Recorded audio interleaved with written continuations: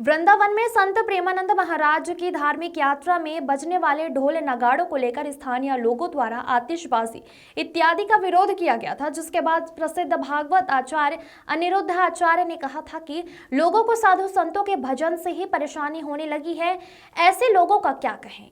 इसके बाद जब भागवत आचार्य अनिरुद्ध आचार्य महाराज का भी वृंदावन में विरोध शुरू हुआ तो उन्होंने एक वीडियो में सफाई दे डाली। फिर उन्होंने कहा कि वह ब्रजवासियों के टुकड़े पर पलते हैं, उनके दास हैं, इसीलिए यदि उनके मुंह से कुछ निकला है तो इसके लिए वह क्षमा चाहते हैं।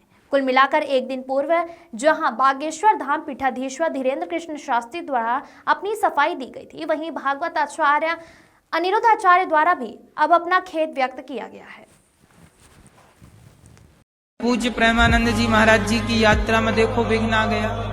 लोगों ने कहा कि नहीं जी हमें तो डिस्टर्ब होता है, हमें सोने नहीं मिल रहा। इस कलयुग में ना संतों को भी लोग सुखी नहीं रहने देते, और करने वाले कोई दूसरे नहीं है, मुसलमान नहीं है अपने। तो जब वृंदावन में रह करके भी वो संतों का इस तरह से विरोध कर सकते हैं, तो ऐसे सनातनियों से फिर क्या उम्मीद लगाई जाएगी। बोलिए गौरी गोपाल भगवान की जय, श्री वृंदावन बिहारी लाल की जय।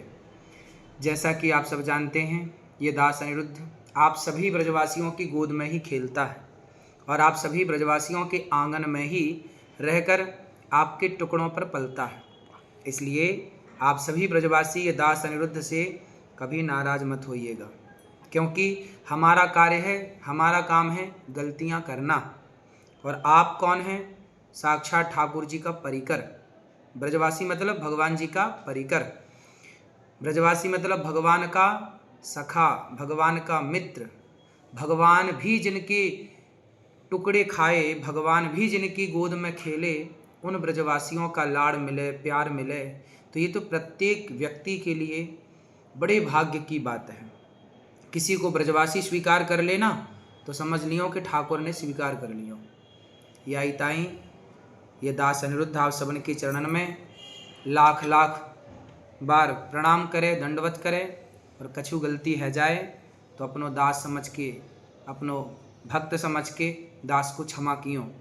राधे राधे। और हमारे जो ब्रजवासी जन हैं, ये किसी साधु को विरोध ना करें। ब्रजवासी किसी साधु संत भक्त का कभी सोच भी ना सकें।